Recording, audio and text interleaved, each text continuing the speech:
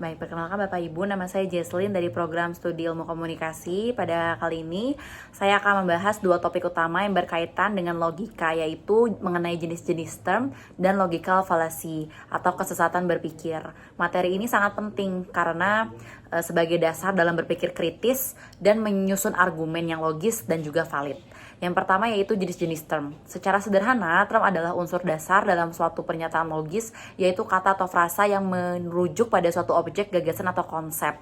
Term memiliki banyak klasifikasi, namun dalam kesempatan ini saya akan menjelaskan 3 jenis utama yang sering kita temui, yaitu term konkret, term abstrak, dan juga term umum khusus.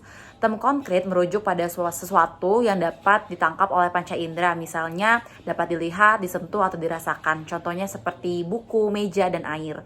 Ketika saya menyatakan kucing itu lucu, maka kata kucing adalah term konkret karena menunjuk pada suatu objek yang nyata dan bisa diamati.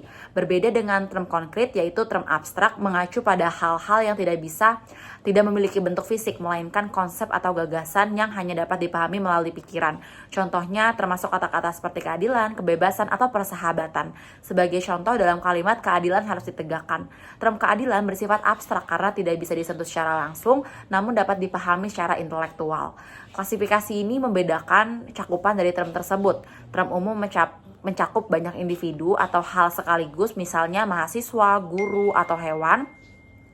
Sedangkan term khusus lebih spesifik dan menunjuk pada individu tertentu seperti mahasiswa bernama Ardi dari Fakultas Hukum.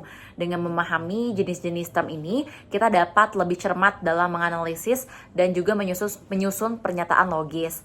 Dan yang kedua yaitu logical fallacy adalah kekeliruan dalam proses berpikir atau dalam penyusunan argumen yang secara sekilas tampak logis namun sebenarnya keliru atau menyesatkan. Kesalahan ini sering kali muncul dalam diskusi, debat, atau penalaran sehari-hari. Salah satu bentuknya adalah ad hominem, yaitu menyerang pribadi lawan bicara, bukan argumen yang disampaikan. Sebagai contoh, ketika seseorang berkata, kamu tidak layak berpendapat tentang politik karena kamu masih mahasiswa, maka pernyataan tersebut tidak membantah argumen, tetapi justru menyerang identitas si pembicara. Hal ini membuat argumen menjadi tidak valid karena fokusnya bukan pada substansi. Dan agar kita dapat menghindari logical fallacy, ada beberapa langkah. Yang pertama, kita harus fokus pada isi argumen. Yang kedua, selalu periksa apakah argumen didasarkan pada data bukan cuma asumsi. Yang ketiga, latih kebiasaan berpikir kritis.